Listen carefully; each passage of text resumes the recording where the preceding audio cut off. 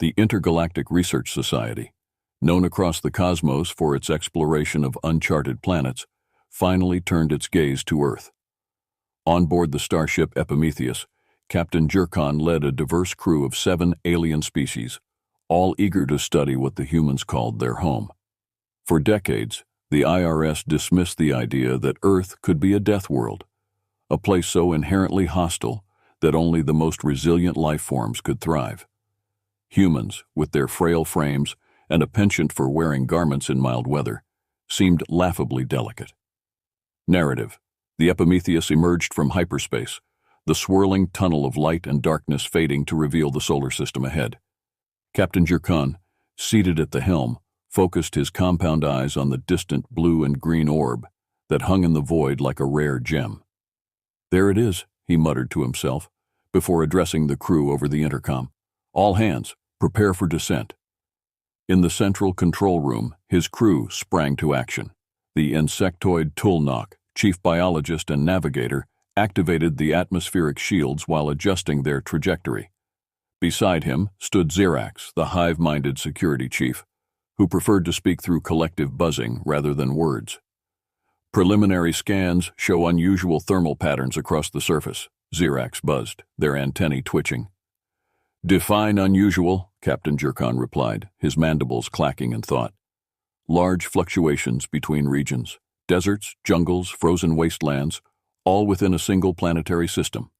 "Fascinating," Jerkon mused. "Proceed with caution. We don't want to alarm the locals." The Epimetheus glided toward Earth's atmosphere, the ship's hull shimmering with blue light as it pierced the clouds and descended toward the South American rainforest. The dense canopy of green stretched endlessly below them, broken only by winding rivers and towering peaks. "A promising landing site," Tulnok chirped, pointing to a small clearing nestled near a river, shielded from human detection by the jungle. "Excellent. Bring us down." With a gentle hum, the ship settled into the lush clearing. The crew quickly disembarked, their lithe forms shielded by bioarmor that adjusted to the humid environment. Captain Jerkon took a deep breath, the air rich with the scent of plant life and moisture. The cacophony of animal cries echoed through the jungle, a symphony of unfamiliar sounds. "Interesting wildlife," Tulnok observed, his glowing eyes studying a distant toucan perched on a branch. "Nothing our bioarmor can't handle." "Begin data collection," Jerkon ordered, and the crew scattered to their tasks.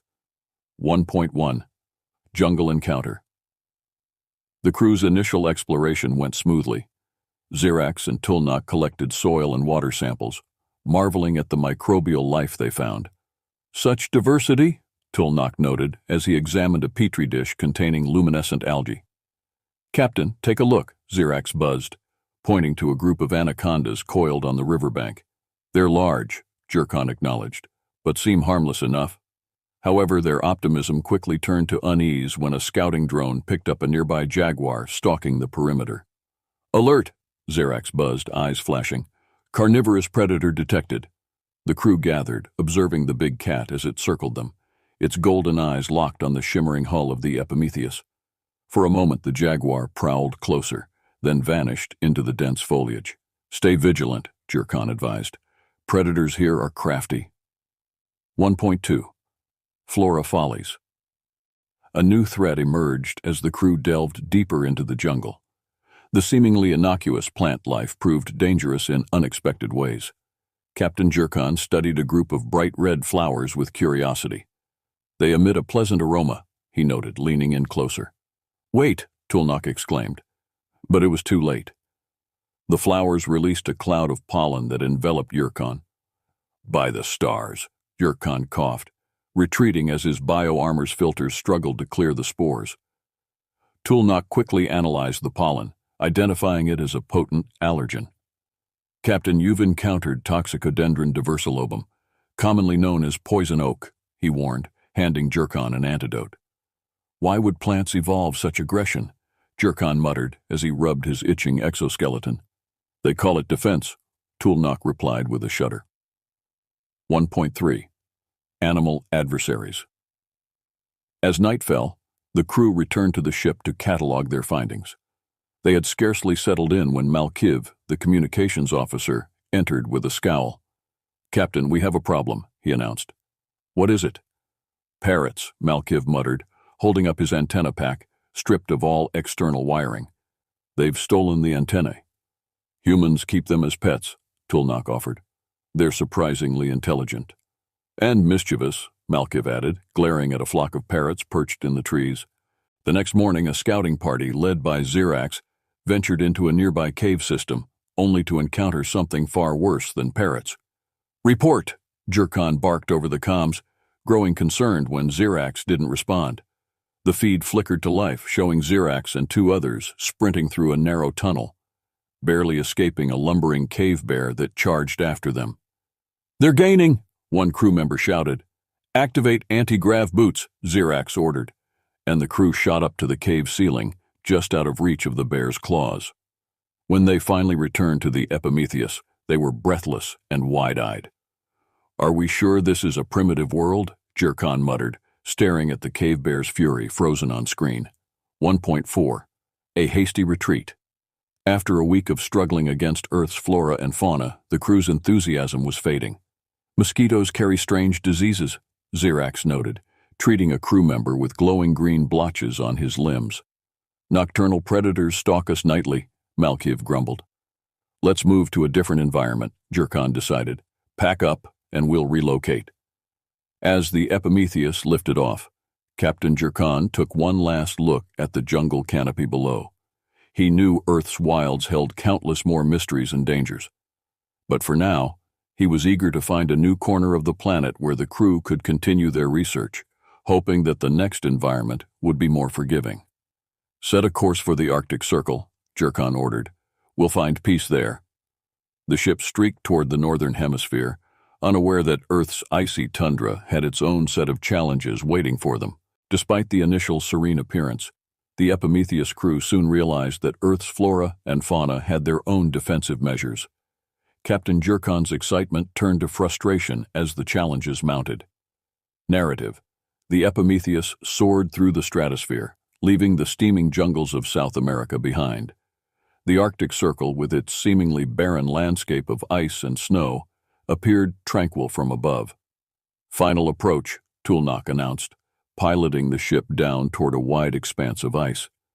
They settled gently on the frozen ground, their ship surrounded by nothing but endless whiteness. "This place looks much more predictable," Malkiv said, stepping out onto the ice and pulling his thermal hood closer against the chill. "Thermal readings?" Jerkon asked. "-40 degrees Celsius, Xerax replied, their compound eyes adjusting to the glare. "Deploy temperature-regulated suits," Jerkon ordered, "and watch your step." 2.1. Blizzard Barrage. The crew began their exploration, fascinated by the simple yet resilient life forms they discovered in the Arctic. Snow hares darted between icy mounds, and seals popped up through frozen holes in the ice. "This environment is fascinating," Tulnak chirped, inspecting a moss-covered rock. "Life here has adapted to extreme temperatures." "Captain," Xerax called over the comms, "our drones have picked up a weather anomaly." Jerkon checked the feed, which displayed a vast cloud mass swirling toward them from the northwest. "A blizzard?" he muttered, adjusting his thermal hood. In minutes, the wind picked up, howling fiercely across the tundra. Snow and ice lashed against their suits, and visibility dropped to almost zero. "All crew, return to the ship," Jerkon shouted over the comms.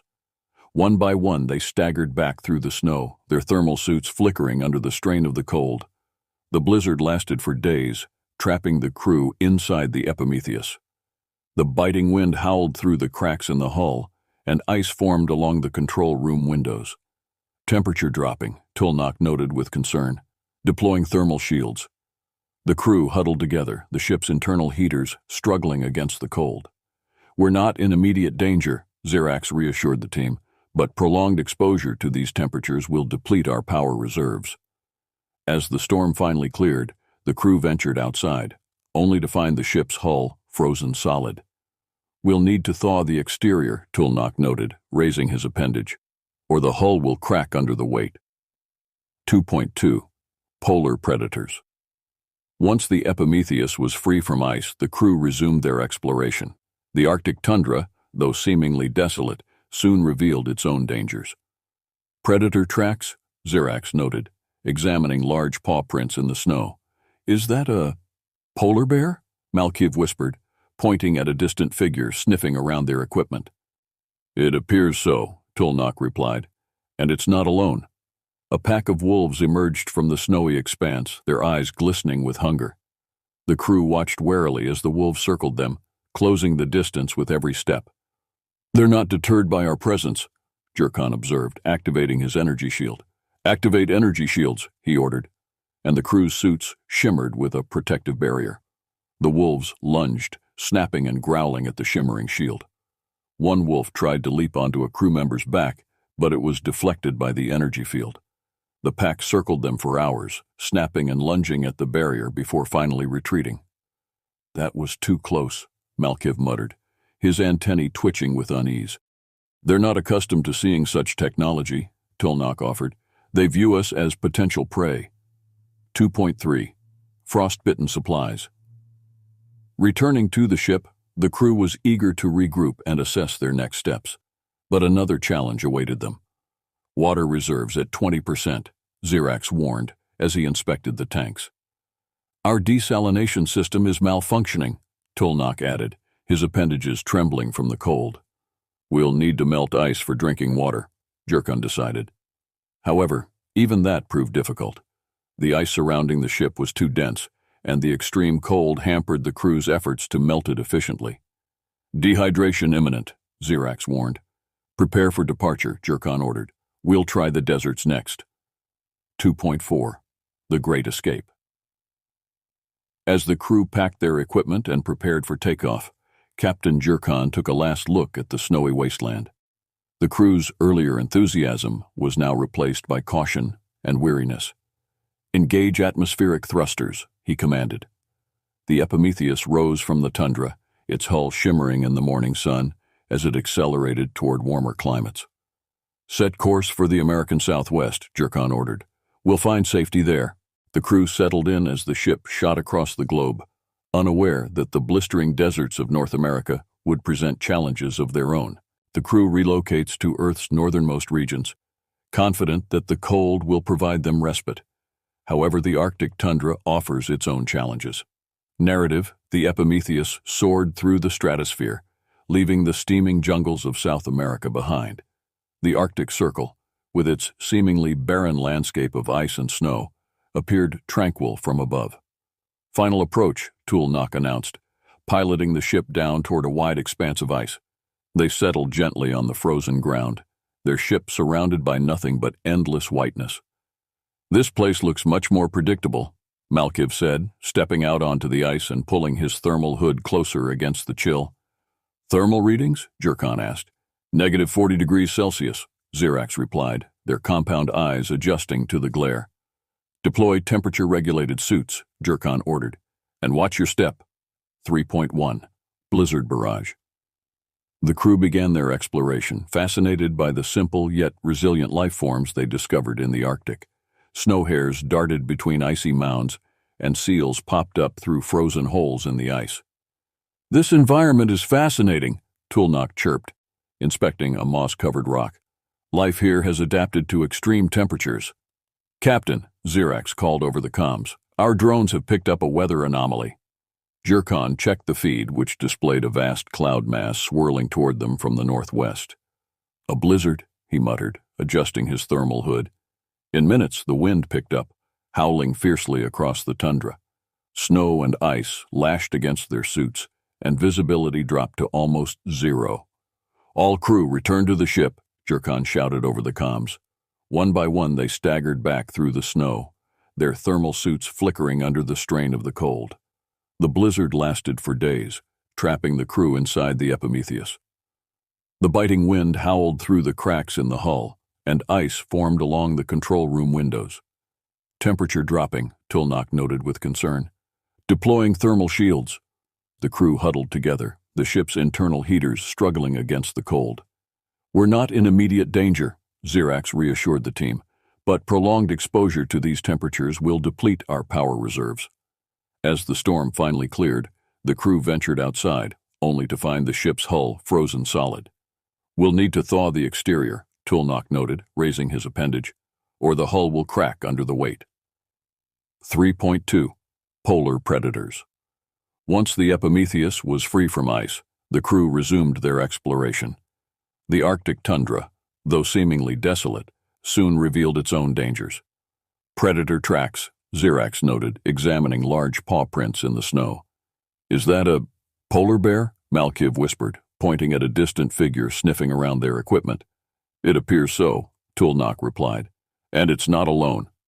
A pack of wolves emerged from the snowy expanse, their eyes glistening with hunger. The crew watched warily as the wolves circled them, closing the distance with every step. "They're not deterred by our presence," Jurkan observed, activating his energy shield. "Activate energy shields," he ordered, and the crew's suits shimmered with a protective barrier. The wolves lunged, snapping and growling at the shimmering shield. One wolf tried to leap onto a crew member's back, but it was deflected by the energy field. The pack circled them for hours, snapping and lunging at the barrier before finally retreating. "That was too close," Malkiv muttered, his antennae twitching with unease. "They're not accustomed to seeing such technology," Tulnak offered.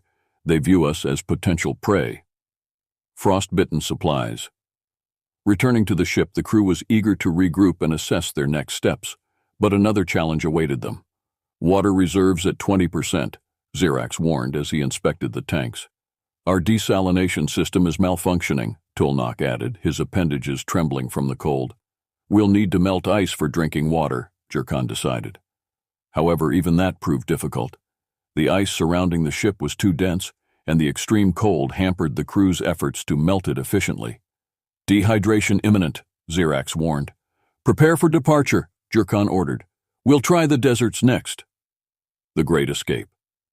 As the crew packed their equipment and prepared for takeoff, Captain Jurkan took a last look at the snowy wasteland. The crew's earlier enthusiasm was now replaced by caution and weariness. "Engage atmospheric thrusters," he commanded. The Epimetheus rose from the tundra, its hull shimmering in the morning sun as it accelerated toward warmer climates. "Set course for the American Southwest," Jurkan ordered. "We'll find safety there." The crew settled in as the ship shot across the globe, unaware that the blistering deserts of North America would present challenges of their own. In the blistering heat of the desert, the crew hopes to finally find a more predictable environment. But Earth had other plans. Narrative. The Epimetheus glided over the arid expanse of the American Southwest, the golden dunes and rocky mesas stretching endlessly in all directions. The temperature-controlled hull shimmered in the blistering sun, and Captain Jurkan scanned the horizon for a suitable landing site. "Thermal scans show elevated temperatures across the region," Tulnak announced. "We'll need to conserve our hydration packs." "There," Jurkan pointed to a rocky plateau surrounded by dunes. "Set us down." The ship settled gently on the plateau, and the crew prepared for exploration. 4.1. Heatwave hazards. Clad in temperature-regulated suits, the crew ventured into the dunes, their visors tinted against the glaring sun. "Stay hydrated," Xerax reminded everyone, handing out hydration packs. The desert was alive with unexpected life. Lizards scurried across the hot sands, and vultures circled overhead, watching the new arrivals. "Life thrives even in these conditions," Tulnak chirped, studying a cactus flower blooming defiantly against the heat. "Look," Malkiv exclaimed, pointing to a dark figure on the horizon. "Is that a settlement?" The crew approached cautiously, only to realize they had fallen victim to a mirage. The shimmering oasis vanished, leaving them surrounded by nothing but dunes. "Another trick of this hostile environment," Jurkan muttered. "Proceed with caution." The crew's suits held up well against the heat, but the desert offered other hazards. Scorpions and rattlesnakes slithered through the sands, and the relentless sun soon began to wear them down. "Captain, I'm picking up seismic activity," Xerax buzzed, his antennae twitching with unease. "Earthquakes?" Jurkan asked, peering at the sensor readings. Before they could respond, the ground beneath them shifted, and a sand dune collapsed into a sinkhole, swallowing 2 crew members. "Help!" one shouted as he clung to the crumbling edge, but the sand slipped from his grip. "Hold on," Jurkan yelled, activating his anti-grav boots and leaping down to pull them to safety. With the crew back on solid ground, Jurkan ordered a retreat to the Epimetheus. "Environmental stability here is questionable," Tulnak noted as he dusted sand from his suit. "Agreed," Jurkan replied. "We need a new strategy." 4.2 Coyote Carnage. The crew spent the evening cataloging samples and replenishing their hydration packs, but the desert was far from quiet. The howling of coyotes filled the air, and the crew noticed glowing eyes watching them from the darkness. "Predators!" Tulnak shouted suddenly, pointing at a pack of coyotes approaching in the dusk. The coyotes didn't hesitate. They charged with surprising speed, surrounding the crew and snarling menacingly. "Activate energy shields," Jurkan ordered, and the crew's suits shimmered with a protective barrier. The coyotes circled, lunging at the shield and snapping their teeth. One managed to leap onto Zirax's back, only to be deflected by the energy field. "Retreat to the ship," Malkiv shouted, and the crew fell back toward the Epimetheus. They sealed the hatch just as the coyotes began to claw at the hull. "Persistent creatures," Tulnak noted, observing the pack through the window. "They view us as prey," Jurkan muttered. "We need to move." 4.3 Sandstorm Strikes. The next morning, the crew awoke to the low rumble of wind. The sand outside swirled ominously, and the horizon was obscured by a wall of dust. "Sandstorm approaching," Zirax buzzed. "Visibility will be 0. "Seal all external hatches," Jurkan ordered. The storm hit them like a freight train, shaking the Epimetheus and covering the ship in a thick layer of sand. The howling wind battered the hull, and the crew huddled together inside, trying to wait it out. "External sensors are offline," Tulnak reported. "Communication is limited. Brace yourselves," Jurkan warned. "This could last for hours." As the storm finally subsided, the crew ventured outside to assess the damage. The ship's hull was covered in a fine layer of sand, and the heat exchangers were clogged. "Clean the intakes," Jurkan ordered, "and check the coolant levels."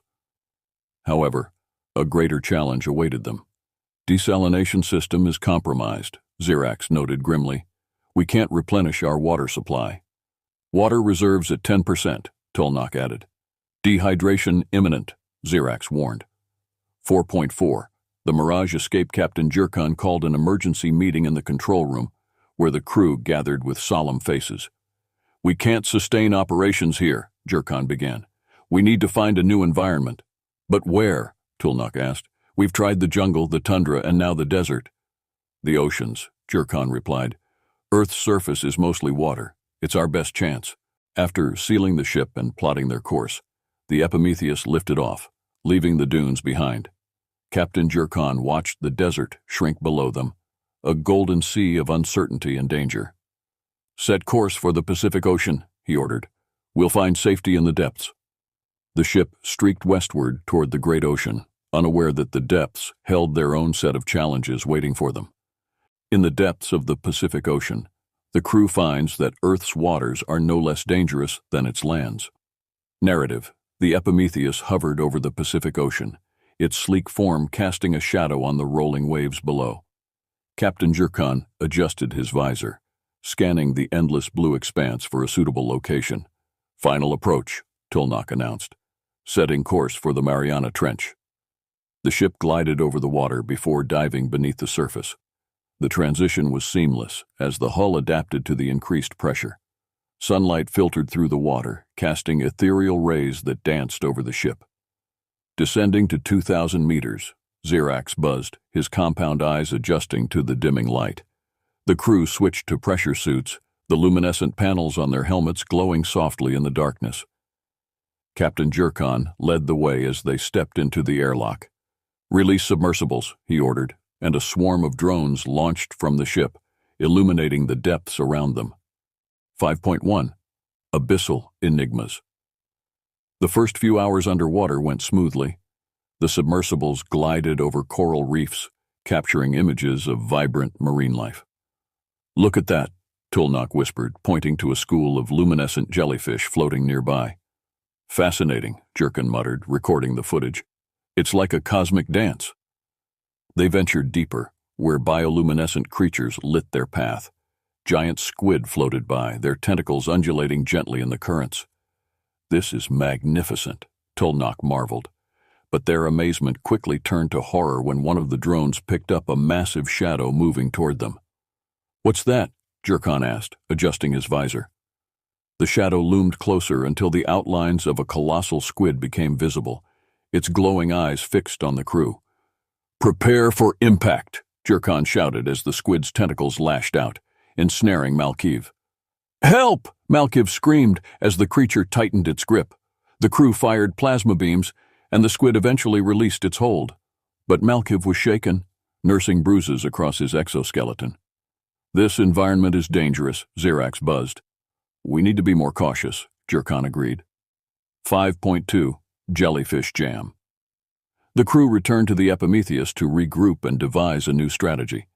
But even the ship wasn't immune to the ocean's dangers. Underwater mining drones report malfunction, Xerax noted, as they reviewed the submersible feeds. "What happened?" Jurkan asked. The footage showed swarms of jellyfish enveloping the mining drones, their tentacles stinging and disabling them. "They've short-circuited the circuits," Tulnak muttered. "We'll have to repair them manually." The crew ventured out once more, carefully avoiding the jellyfish swarms as they repaired the drones. "Predatory behavior is surprisingly advanced," Xerax observed.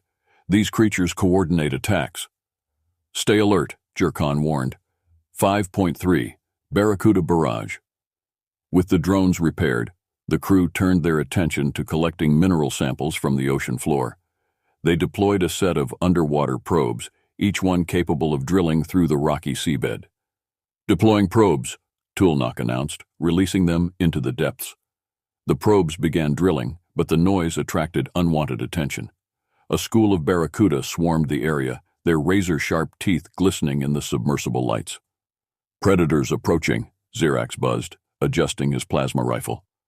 The barracudas attacked, ramming the probes and slashing through the drones with terrifying speed. "Defensive formation," Jurkan ordered, and the crew formed a protective circle around the probes. They fired plasma beams, but the barracuda dodged and weaved, tearing into their suits and equipment. "We can't hold them off much longer," Tulnak shouted. "Retreat," Jurkan ordered, and the crew scrambled back to the Epimetheus. 5.4 Manta Ray Blockade. With the barracudas driven off, the crew retreated to the safety of the ship, but even then, their troubles were far from over. "Manta rays are blocking our sonar," Xerax reported, his antennae twitching in frustration. "They're disrupting our navigation systems," Tulnak added. The crew watched as a swarm of manta rays glided over the ship, their wide wings casting dark shadows on the hull. "We're effectively blind," Jurkan muttered, adjusting the sonar. The manta rays lingered for hours, forcing the crew to remain on high alert.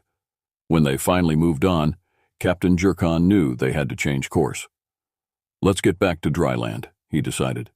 The Epimetheus resurfaced, heading for the safety of a nearby island. 5.5 Island Illusions. The crew finally found refuge on a small tropical island, its sandy beaches a welcome sight after the murky depths. "Deploy the extraction equipment," Jurkan ordered, "and let's collect samples." The crew fanned out, exploring the island and gathering data on the unique flora and fauna. "Monitor the perimeter," Xerax buzzed. "We don't want any surprises." But the island's peaceful facade soon shattered. A large Komodo dragon lumbered out of the jungle, its forked tongue flicking as it tasted the air. "Hold your ground," Jurkan ordered, raising his energy rifle. The creature hissed and charged, its sharp claws gouging the sand as it sprinted toward them. "Fire!" Jurkan shouted, and the crew's plasma rifles lit up the beach. The Komodo dragon reeled back, but its thick scales deflected most of the energy beams. It lunged again, only to be struck by Xerax's energy blast, finally collapsing into the sand. "Venomous bite," Tulnak noted, scanning the body. "We should avoid further contact." The crew returned to the Epimetheus that evening, bruised and battered. "Are there any safe places on this planet?" Malkiv muttered. "We'll find out," Jurkan replied. "Set course for the jungle." And so they departed once more, seeking refuge in the lush rainforests of South America. Little did they know Earth's ultimate apex predator awaited them. The crew, bruised and battered, returns to the jungle to reflect on their findings. There, they encounter Earth's ultimate apex predator, humans. Narrative. The Epimetheus pierced the clouds and descended toward the South American rainforest once again. The lush canopy below shimmered with hues of green, and the river wound through the jungle like a silver serpent. "We're back where we started," Jurkan muttered, surveying the terrain. "This clearing will suffice," Tulnak chirped. "Landing protocols engaged." The ship settled into the same clearing where they had first arrived, and the crew quickly disembarked. Captain Jurkan led the team out, and they spread across the jungle floor, cautiously retracing their earlier steps. 6.1. Jungle Predators Revisited. "Stay alert," Jurkan warned, scanning the trees for signs of movement. The cacophony of animal cries filled the humid air as the crew pushed deeper into the foliage. A pair of howler monkeys swung overhead, their shrieks echoing through the jungle. "They're territorial," Tulnak noted, "but otherwise harmless." "Report any predator sightings," Jurkan ordered, adjusting his visor. As the crew ventured further, they came upon a group of jaguars lounging near a riverbank. The big cats rose cautiously, their golden eyes locked on the shimmering hull of the Epimetheus.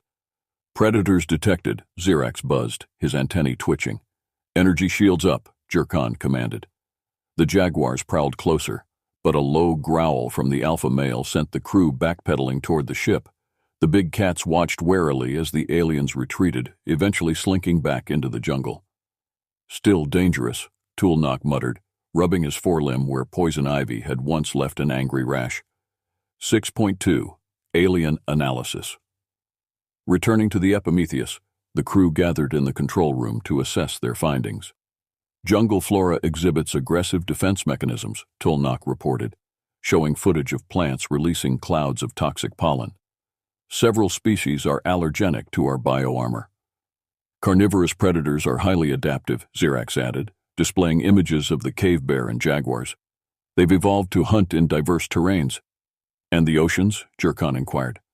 "Colossal squid, barracuda swarms, venomous jellyfish," Malkiv replied. "Even the depths aren't safe." The crew fell silent, each contemplating the challenges they had faced across Earth's varied landscapes. "This is not a world for the weak," Jurkan finally spoke. "We underestimated it." The team nodded in agreement, but Tulnak raised an appendage. "Captain, if I may?" "Go ahead." "Why have humans flourished here?" Jurkan tapped a claw against the console thoughtfully. "Let's observe them directly." 6.3. Humans Discovered. The next morning, the crew set up a hidden observation post atop a rocky cliff overlooking a small village. Their thermal visors zoomed in on the bustling settlement below. "Primitive structures," Malkiv muttered. "Reeds and wood. But organized," Tulnak noted, pointing to the paths winding through the village. As they watched, a group of humans emerged from the jungle, dragging the carcass of a tapir. They skinned and roasted the animal over an open fire while others harvested fruits from nearby trees. "Efficient hunting," Jurkan observed, "but no advanced weaponry." He adjusted his visor, zooming in on a child weaving a basket, while an elder inspected medicinal herbs. "Resourcefulness," Tulnak chirped. "They adapt." Suddenly, the sound of helicopters filled the air, and military trucks rumbled into the village, kicking up dust. Soldiers in camouflage leaped out, rifles slung over their shoulders. They spread out, surrounding the village as a commander barked orders. "Something's wrong," Jurkan muttered. A soldier fired into the air, and the villagers scattered in panic. The soldiers rounded them up, shouting commands and waving their rifles. "Hostile," Xerax buzzed, his antennae twitching. "We need to intervene," Malkiv urged. "No," Jurkan replied firmly. "We can't risk exposure." A skirmish broke out as villagers fought back with makeshift weapons, but they were quickly overwhelmed. One soldier aimed his rifle at a child, but the elder leaped forward, taking the bullet and collapsing to the ground. "By the stars," Tulnak whispered. "They're ruthless." 6.4. A Close Encounter. Unable to watch the brutality unfold, Captain Jurkan gave the order to retreat. "Back to the ship," he commanded. "We've seen enough." But as the crew gathered their equipment, a soldier appeared at the edge of the cliff, his rifle aimed directly at Jurkan. "Freeze!" the soldier shouted. The crew stood motionless as more soldiers climbed up, rifles trained on them. "Don't move," the commander barked, stepping forward. "Who are you?" Yurkan raised his hand slowly. "We mean no harm." The commander squinted at Jurkan's mandibles and glowing eyes. "What the hell are you?" "Explorers," Jurkan replied calmly. "We're peaceful." The commander glanced at the Epimetheus below, the shimmering hull partially hidden among the trees. "Some kind of spy plane," he muttered. "Seize them." As the soldiers advanced, Jurkan activated his energy shield, and the crew sprinted down the cliff toward the ship. "Fire!" the commander shouted.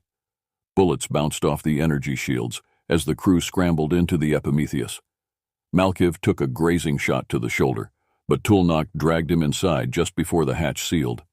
"Lift off," Jurkan barked. The Epimetheus rose into the air, leaving the bewildered soldiers and their commander staring up in disbelief. 6.5. A Deathworld. Confirmed safely in orbit, Captain Jurkan inspected Malkiv's wound before calling the crew to the control room. "Report," he ordered. "Humans are more resilient than we anticipated," Xerax noted grimly. "Their social structures are complex." "And their military?" Jurkan asked. "Well organized," Malkiv muttered, clutching his bandaged shoulder. "They nearly had us." Tulnak tapped a claw against the console. "If humans can endure the jungle, tundra, desert, and ocean, what does that make them?" "Adaptable," Jurkan replied, "and relentless." "So, is this a death world?" Xerax buzzed. Jurkan adjusted his mandibles thoughtfully. "Yes. Earth's life forms, especially humans, have adapted to survive anything this planet throws at them." Tulnak nodded. "Then it's time we depart." The Epimetheus accelerated toward deep space, and Captain Jurkan watched the blue and green orb shrink into the distance. "Set a course for Andromeda," he ordered. "Let us warn the others." And with that, the Epimetheus disappeared into the void, leaving Earth's resilient life forms to continue their reign.